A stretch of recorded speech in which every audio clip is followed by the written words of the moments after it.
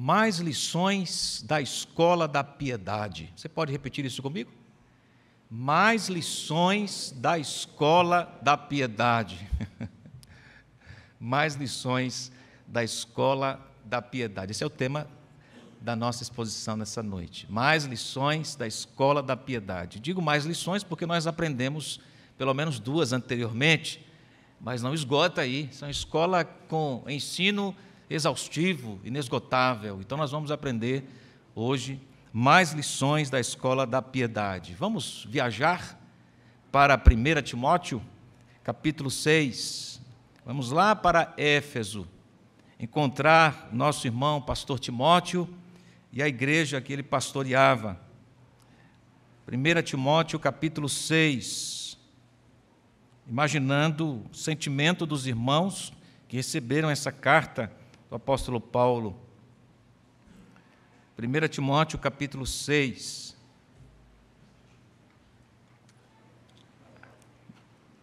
Como aprendemos lições da escola da piedade até o verso 5, nós prosseguiremos a partir do verso 6 até o verso 10 hoje. Quem não acompanhou esse sermão referido aqui, pode fazê-lo entrando lá no canal da igreja, no YouTube, está lá o sermão, lições da escola da piedade, a escola do contentamento, né? Vamos lá então. 1 Timóteo capítulo 6, a partir do versículo 6.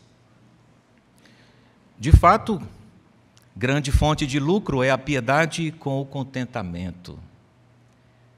Porque nada trouxemos para o mundo, nem coisa alguma podemos levar dele. Tendo sustento e com o que nos vestir, estejamos contentes. Mas os que querem ficar ricos caem em tentação, em armadilhas e em muitos desejos insensatos e nocivos, que levam as pessoas a se afundar na ruína e na perdição.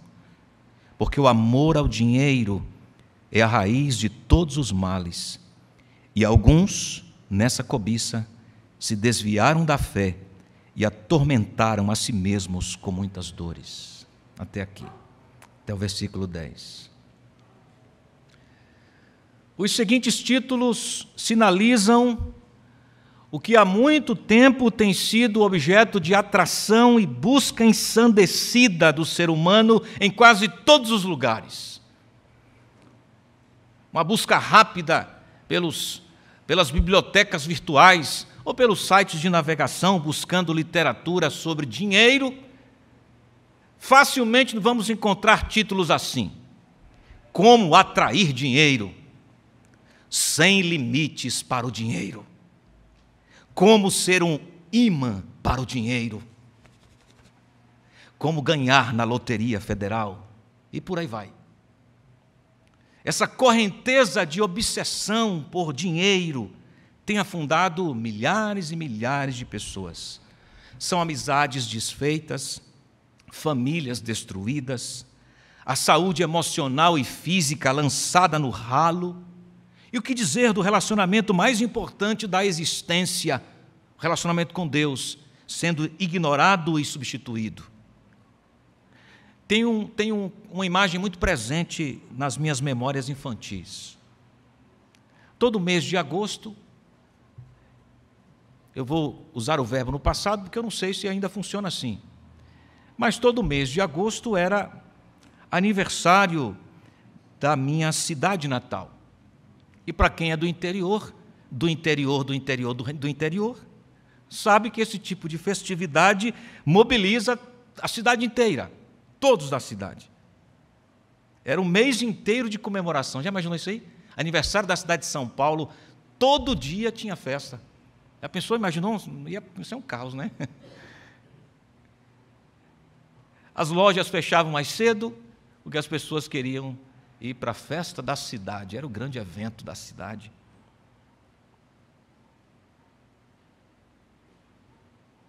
Nesse mês, um grande espaço era reservado para barracas, um grande espaço mesmo, e nessas barracas se ofereciam as mais diversas atrações, comidas, maçãs do amor, que eu só via na cidade na festa, algodões doce ou doces, brinquedos, joguinhos e outras coisas mais. Um parque de diversões se instalava nesse grande centro.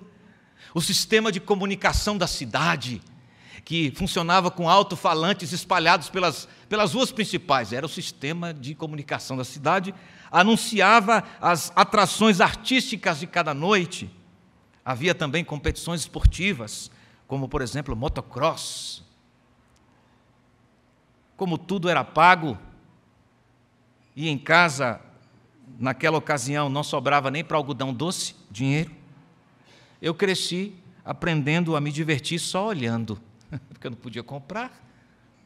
Então eu ia para esse grande evento, esse grande lugar, para olhar.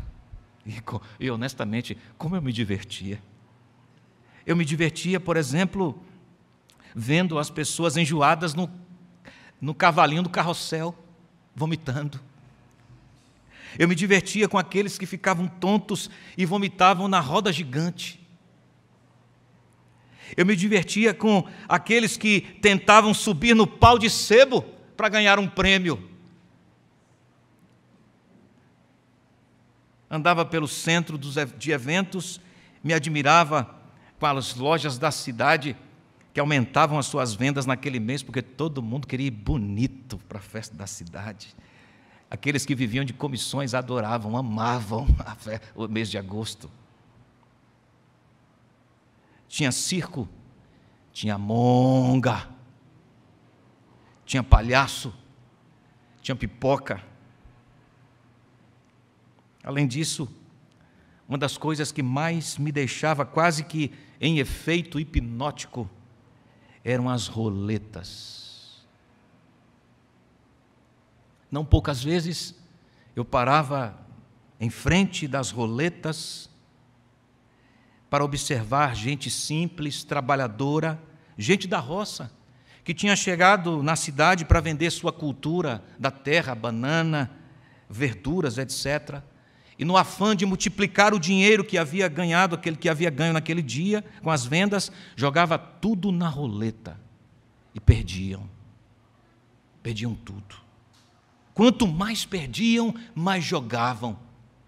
E quanto mais jogavam, mais perdiam. Eu ficava hipnotizado vendo aquilo.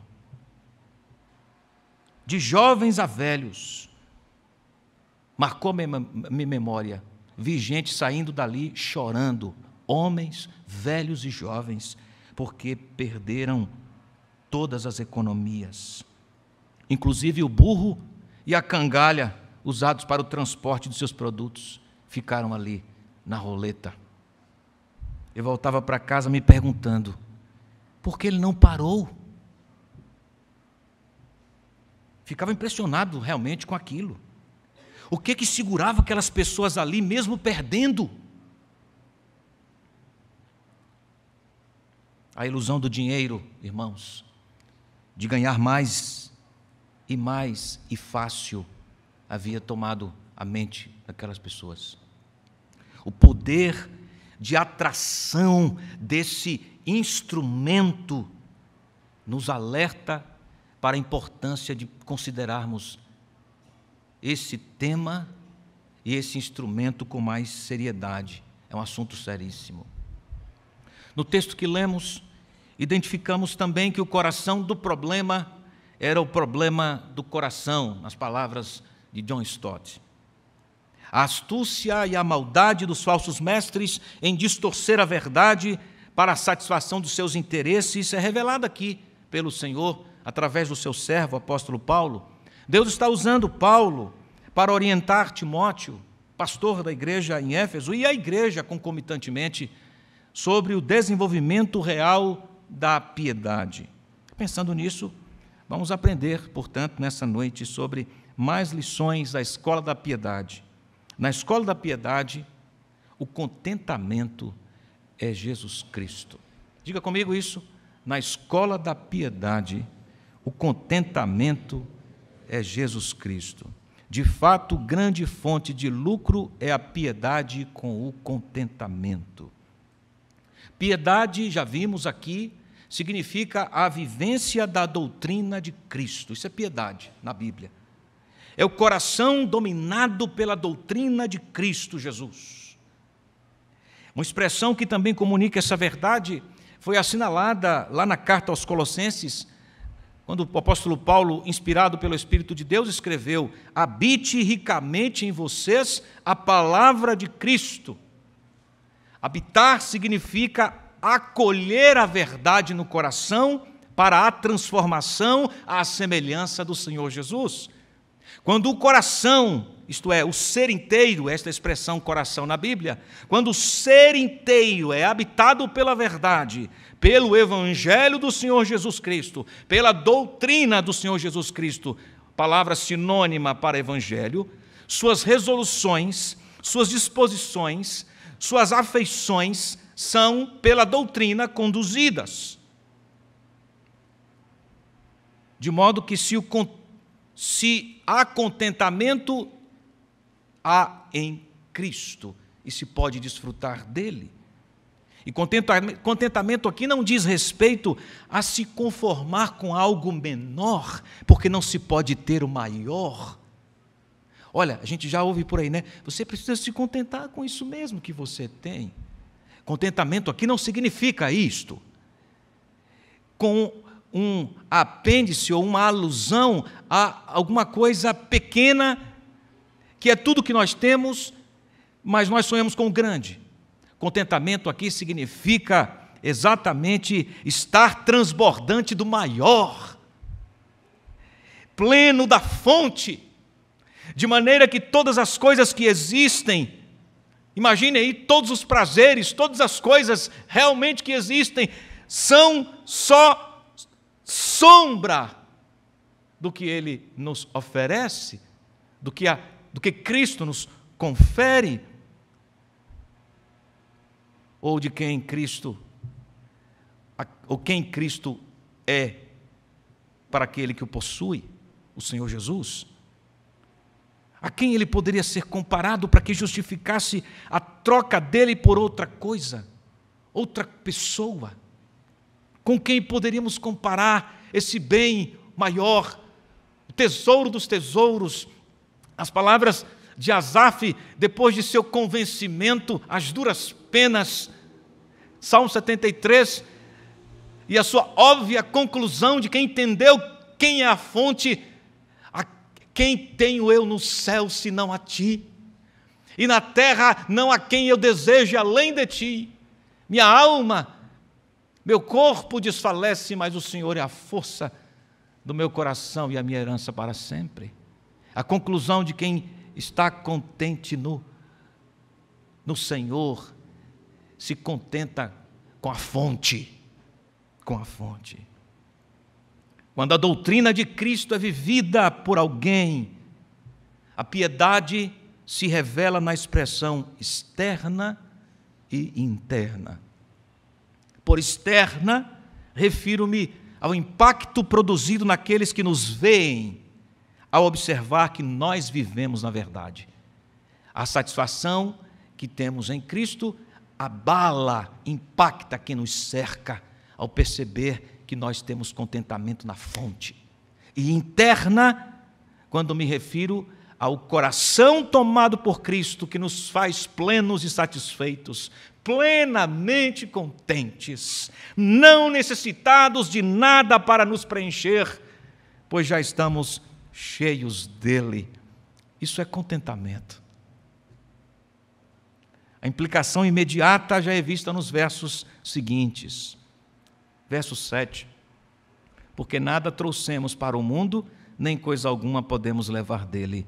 Tendo sustento e com que nos vestir, estejamos contentes. Uma vez que fomos criados para a eternidade, nosso contentamento só pode vir do que é eterno.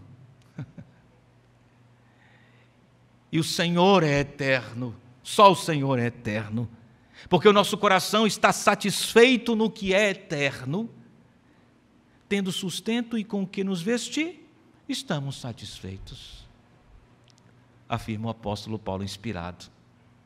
E a razão, mais uma vez, é porque nosso maior investimento não está aqui. E por aqui, nos referimos àquilo que passa, que é temporário, que desbota, que estraga. O problema dos falsos mestres pode ser encarado como o coração dominado por outra coisa que não Cristo Jesus, a verdade.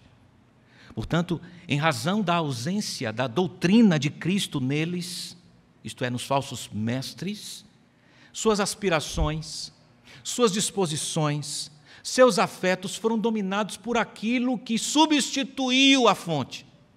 Se é que é possível isso. Pelo menos a tentativa ensandecida, enlouquecida, quase que um terrorismo da nossa parte, de tentar colocar outra coisa no lugar de Cristo. Ainda que isso seja impossível, nós tentamos. Os falsos mestres colocaram outra coisa no centro da vida. Por isso, seus sentimentos, suas disposições, suas buscas eram dirigidas por naquilo que eles haviam colocado no coração. É simples assim. Se o meu coração está em Cristo, minhas aspirações, anseios, disposições, sentimentos serão dirigidas e condicionadas por Cristo. Se eu coloquei o dinheiro aí, então todo o meu ser será dirigido pelo dinheiro. A escola da piedade, o contentamento é só Cristo Jesus. Na escola da piedade, somos alertados sobre o que acontece quando o nosso amor é deslocado de Cristo Jesus. Na escola da piedade, somos lembrados sobre o que acontece quando o nosso amor é deslocado de Cristo Jesus. Versículos 9 e 10. Mas os que querem ficar ricos caem em tentação, em armadilhas e em muitos desejos insensatos e nocivos, que levam as pessoas a se afundar na ruína e na perdição. Porque o amor ao dinheiro é a raiz de todos os males, e alguns, nessa cobiça, se desviaram da fé e atormentaram a si mesmos com muitas dores. Veja onde leva a estrada do desprezo a Cristo, ou a tentativa de substituição. O dinheiro aqui, sinalizado aqui,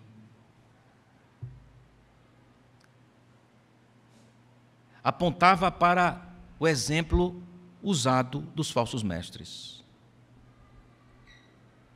Poderia ser outra coisa. Mas Paulo, querendo alertar a igreja em Éfeso, e Timóteo, destaca um sorrateiro, capcioso,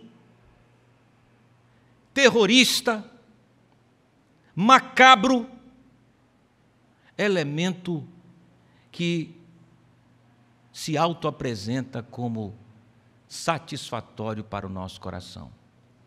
No caso, o dinheiro, que movia o coração dos falsos mestres na igreja, que dando uma cara apresentando uma expressão de que eram piedosos e não eram, tentavam extorquir dinheiro dos fiéis, do povo, enganando o povo em nome da fé, em nome da piedade. Eles não eram piedosos, porque o que habitava no coração deles não era a doutrina de Cristo, era o dinheiro. Pastor, o senhor está falando da igreja em Éfeso naquele tempo ou de hoje? Isso lhe é familiar?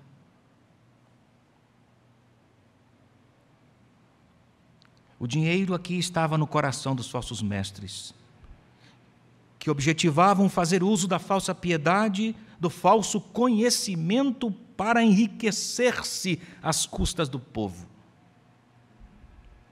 O texto não ensina que o dinheiro é mau em si mesmo, que os que têm dinheiro são falsos, estão perdidos. Muito bem, irmãos, se compreendermos que Deus é o Senhor de todas as coisas, que toda provisão, todo sustento procede dEle, nós não estamos deixando nada de fora, inclusive o dinheiro, não está de fora do domínio e do querer de Deus de suster-nos, prover-nos. Portanto, o dinheiro está incluído nesse campo da soberana providência de Deus com o que precisamos para a nossa subsistência. De modo que ter dinheiro por si só não é algo contrário ao olhar de Deus. Não. A questão diz respeito ao domínio do nosso coração. Repito o que disse há pouco. Se Cristo não for o centro da nossa vida, outra coisa será posta aí. E como ninguém, além de Cristo, pode manter o equilíbrio da vida, se qualquer pessoa ou qualquer coisa for posta no lugar de Cristo, a ruína será inevitável. O prédio cai, tudo desmorona. Por isso, as expressões aqui, mas os que querem ficar ricos caem em tentação, em armadilhas e em muitos desejos insensatos e nocivos que levam as pessoas a se afundar na ruína, na perdição. Se o único capaz de equilibrar a vida, de manter o equilíbrio do cosmos é o Senhor Jesus, colocar outra coisa no centro da vida é ruir. Repito, você pode colocar aqui outra coisa no lugar do dinheiro: fama, prazeres, respeito das pessoas, status, o que você quiser. Se não for Cristo, deslocou o centro da sua vida para coisa errada, você vai afundar. Qualquer um de nós afunda. Nenhum de nós se mantém sem Cristo.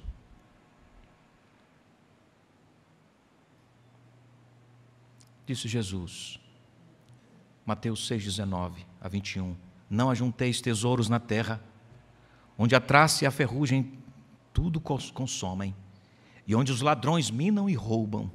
Mas ajuntai tesouros no céu, onde nem a traça nem a ferrugem consomem, e onde os ladrões não minam nem roubam, porque onde estiver o vosso tesouro, aí também estará o vosso coração.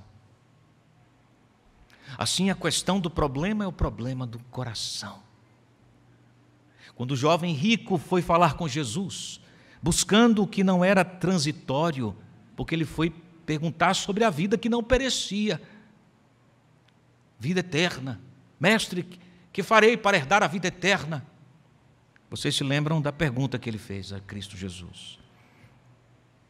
Ele era rico, mas sentira na pele que sua riqueza e condição social não lhe preenchia. Vazio estava lá. Então busca Jesus porque queria vida imperecível, vida eterna. A questão era se ele estava disposto a colocar as coisas certas nos lugares certos. E pelo visto, naquele dia, não estava disposto. Por quê?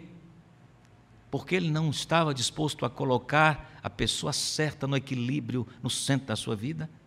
Eis o registro do desfecho. Disse-lhe Jesus, se queres ser perfeito, vai, vende tudo o que tens e dá-o aos pobres, e terás um tesouro no céu, e vem e segue-me. E o jovem, ouvindo esta palavra, retirou-se triste, porque possuía muitas propriedades. Disse então Jesus aos seus discípulos, em verdade vos digo que é difícil entrar um rico no reino dos céus. Aquele jovem saiu entristecido, porque havia outra coisa no centro da sua vida e não era a fonte da vida, não era Cristo Jesus.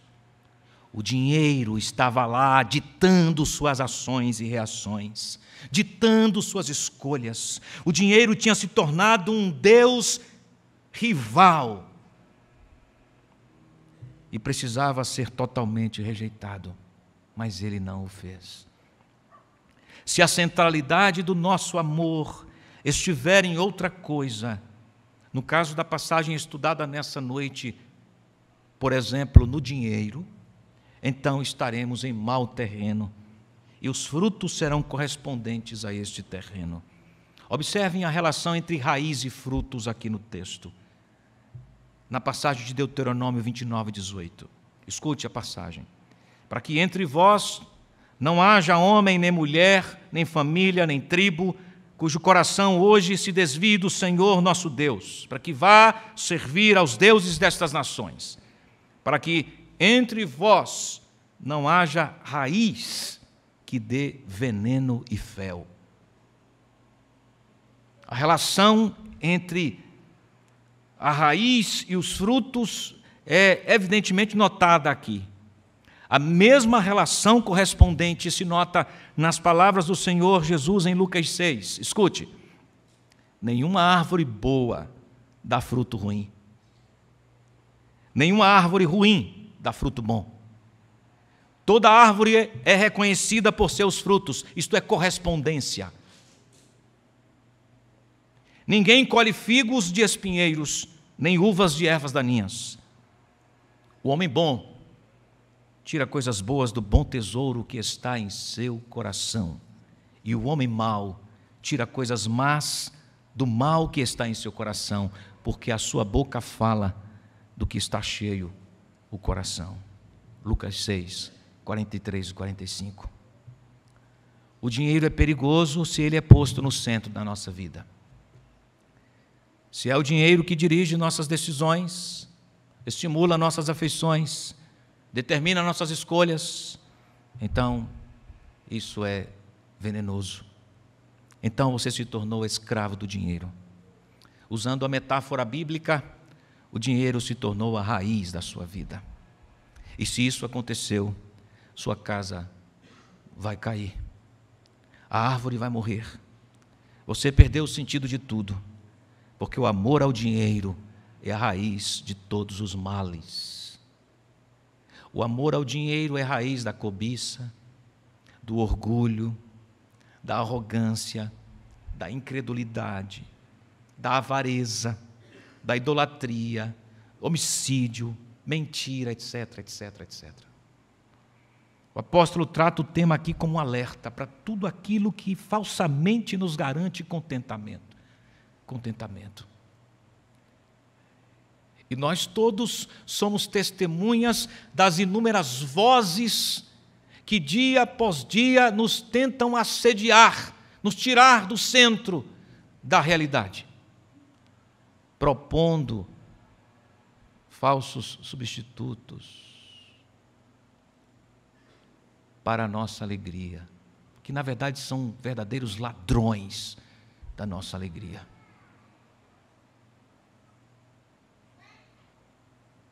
De fato, grande fonte de lucro é a piedade com contentamento.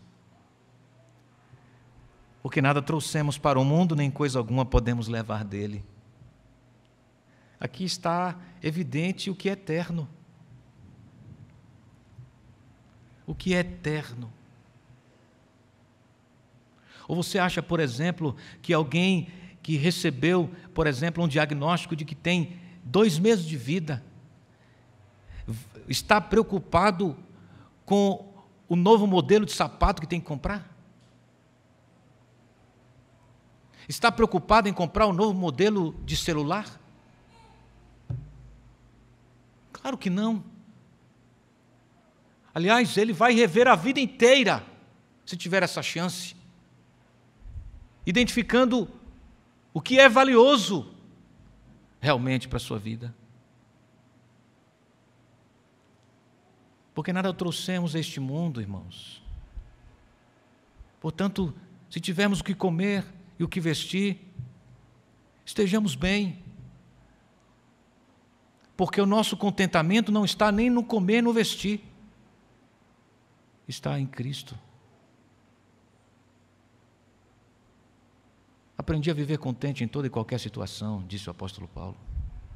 Tanto sei ter fartura, ter dinheiro na conta no banco, contextualizando, como sei viver não tendo nada, nem um pratinho de tripa frita. Posso todas as coisas, aqui na fartura e aqui na faltura,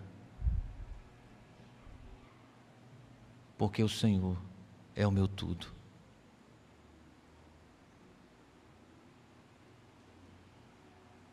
Quando permitimos que o nosso coração esteja em outro tesouro, que não é Cristo, e na verdade essa é uma impropriedade de termos, porque Cristo é o real tesouro. Qualquer outra coisa que se propõe a substituí-lo é bijuteria, é falso. Não é o legítimo, verdadeiro tesouro. Hoje nos recordamos, irmãos, de mais lições da escola da piedade. Na escola da piedade, o contentamento é Cristo Jesus. Só Cristo tem poder e legitimidade para encher-nos de contentamento que não cessa, porque Ele não cessa. Inesgotável, como cantamos, ou pelo menos cantaremos logo. Satisfação é ter a Cristo, viver com Cristo, não há prazer maior, não há esperança fora dele. O mundo pode desabar sobre nós, as aflições físicas, as duras notícias podem chegar em nossa casa, a privação material pode sobrevir com a falência, o desemprego, o veneno da maldade humana pode ser desferido contra um ente querido nosso, ou contra nós mesmos, tudo isso pode acontecer. Mas nunca, jamais o crente perderá a sua alegria completa. E você sabe por quê? Sabe por quê, imperdível? Porque ela aponta para a pessoa do Senhor Jesus, a fonte eterna e imperecível. A alegria, o contentamento do crente não desvanece, porque o crente é possuído pela alegria de Cristo. O que habita em nós é a alegria de Cristo. É isso mesmo. A alegria de Cristo habita em nós. A alegria de Cristo foi transferida para o crente. O crente vive com a alegria de Cristo. E na alegria de Cristo, e esta alegria é suficiente, é completa, não necessita de nada mais. Imagina comigo aqui o ministério do Senhor Jesus na terra. Você acha que tinha alguma coisa que ele precisava para estar alegre? Faltou pão, mestre. E daí? O que é que você tem na mão? Ele multiplicava o pão. Alguma coisa, Senhor, não tem transporte para a gente ir lá não, para Nazaré, lá para Cafarnaum. O jegue não deu certo, o burro aqui não deu certo. E agora? Ele estava sempre satisfeito. A alegria dele sempre foi completa. Que coisa preciosa.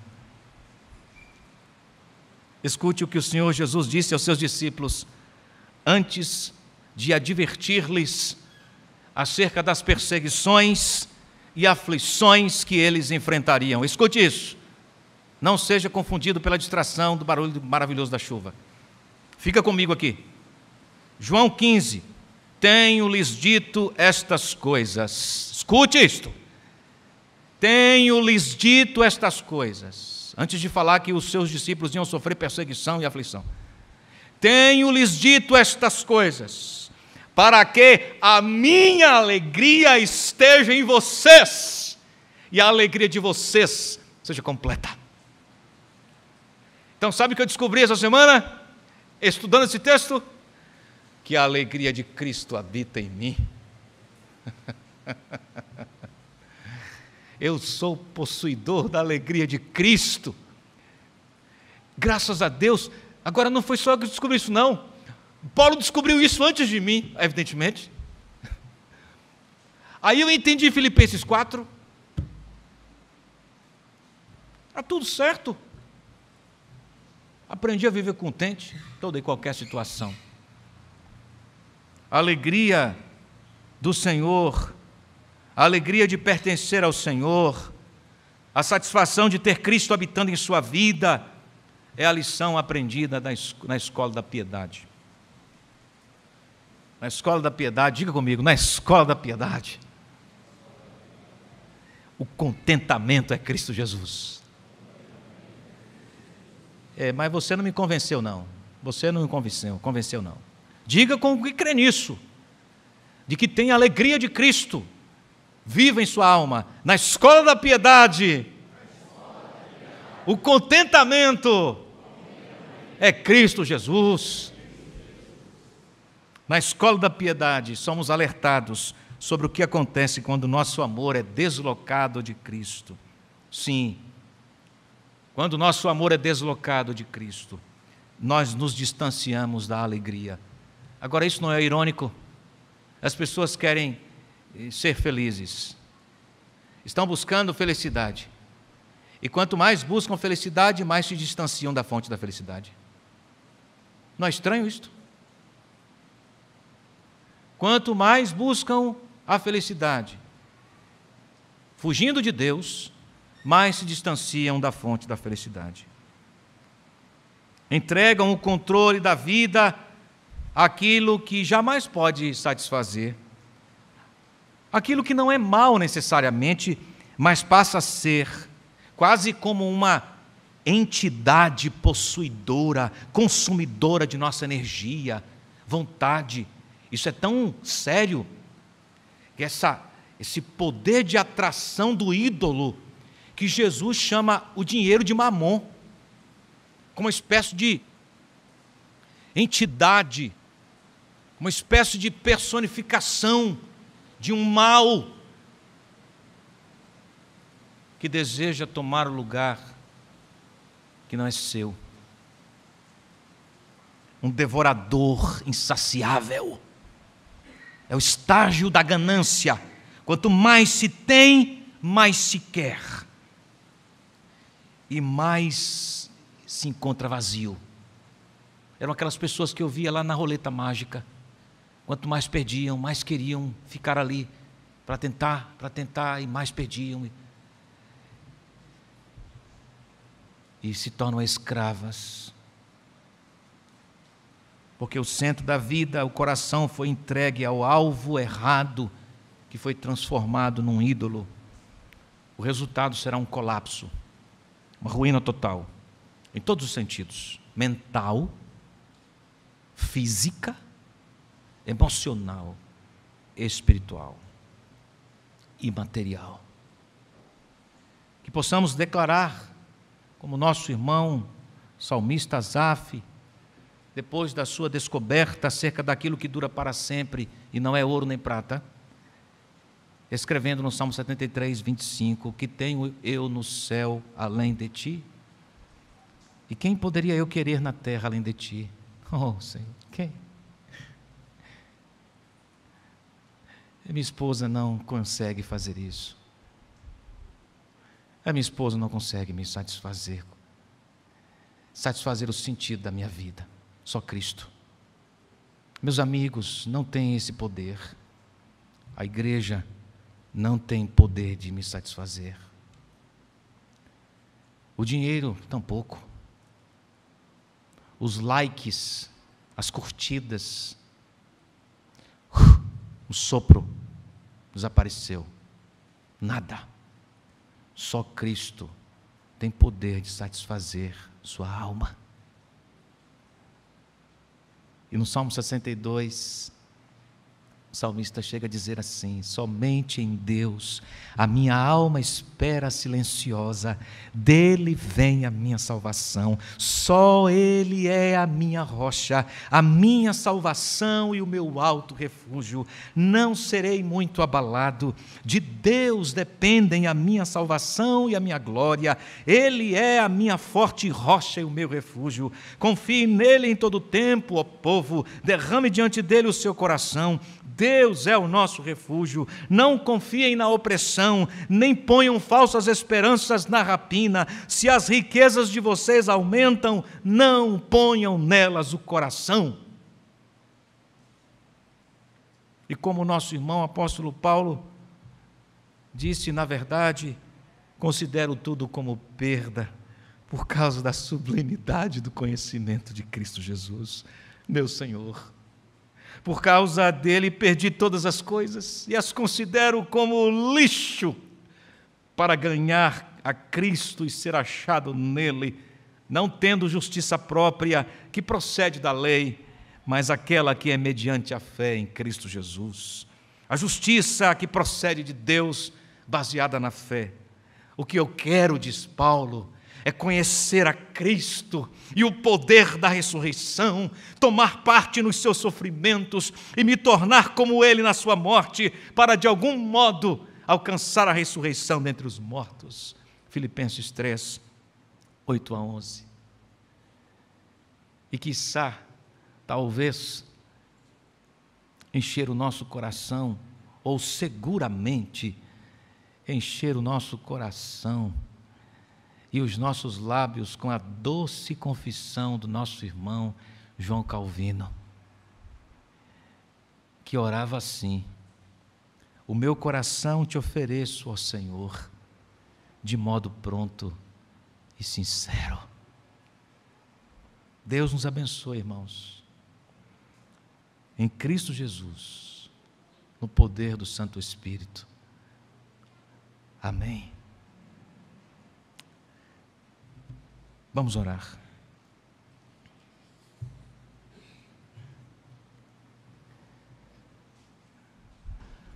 Ah, Senhor, que notícias alvissareiras recebemos nesta noite. Que alerta importante para nós nesse tempo tão tenebroso, onde as coisas parecem girar ao redor de dinheiro, poder humano, influência, onde todo mundo quer ficar bem na foto, quer ser o centro das atenções. Ah, que lembrança pertinente para a nossa alma nessa noite. Quando perdemos o sono, perdemos a paz, quando nos falta em casa alguma coisa material, quando os filhos choram porque não têm o que gostariam de ter, e nós, pais, nos sentimos apequenados porque não podemos dar-lhes o que pedem. Ah, que mensagem maravilhosa para nosso coração, que tem sofrido tantos ataques de falsas propostas de alegria, de contentamento, de felicidade. Ah, mundo cheio de ilusão. Ah, quantos parasitas nos assediam, Senhor, quantas sanguessugas, querendo romper a nossa energia, deslocar o Senhor do centro da nossa vida. E queremos te confessar que, por alguns momentos, nossa atenção se volta para esses parasitas. E então, por tua misericórdia e graça, somos alertados novamente, trazidos à consciência redimida, trazidos para a escola da piedade novamente. O Senhor nos faz enxergar o mundo temporário, confrontando-o com o que é eterno. A experiência de Asaf, no final das contas, parece ser comum a todos nós. Até que entrei no santuário de Deus e me dei conta do fim deles, daqueles que vivem pelo que é temporário, passageiro. Eles não estão acumulando tesouros no céu, vivem para o aqui e o agora. Eles não têm nada, nada, Senhor. Se há alguém nessa noite aqui, Pai, que tem tentado estabelecer a sua vida, o centro da sua vida em coisas que são transitórias, passageiras, ó Senhor, faça cair as escamas dos olhos, desvenda a alma, desvenda os olhos, para que enxergue a eternidade e o que tem preparado para lá, e que a correspondência da vida aqui revele que nós possuímos a alegria de Cristo Jesus, alegria completa. Bendito seja o teu nome, Senhor. Converta corações nesta noite, edifique corações nesta noite, corrija corações. Quem sabe alguém que se desviou do projeto do Senhor, se desviou do caminho do Senhor, está longe, vai caminhando longe para os valores do mundo. Ó Senhor, traga essa pessoa novamente para o centro da realidade. Ó Senhor, tenhas piedade, senão será uma ruína total. Será uma ruína total. Tenhas misericórdia, Senhor. Livra-nos das armadilhas do caminho. Livra-nos, Senhor. Livra-nos das paixões do mundo, desse sistema de valores sem o Senhor. Na verdade, não são valores. Essas buscas desenfreadas pelo nada. Livra-nos disto, Senhor. E agora, Pai querido, para a nossa semana, essa nova semana, inédita semana, porque o que nós vamos viver nunca antes vivemos, porque cada dia se faz novo, com novas oportunidades, inéditas oportunidades. Dá-nos, Senhor, a bênção de revelar esse contentamento em todo lugar, em todo tempo, em nome de Jesus. Prepara o nosso coração para a celebração da ceia agora, onde a alegria completa nos foi dada, nos foi transferida pela obra da cruz, pelo sacrifício bendito de Jesus Cristo, que morreu no Calvário para que nós fôssemos livrados da condenação eterna, da ira eterna e da eternidade de tristeza, e nos encheu de alegria eterna. Ó Senhor, que possamos nos banquetear aqui juntos, que possamos nos alegrar juntos, a alegria de Cristo Jesus, o nosso Redentor. No nome dele, o Senhor Jesus, é que oramos. Amém.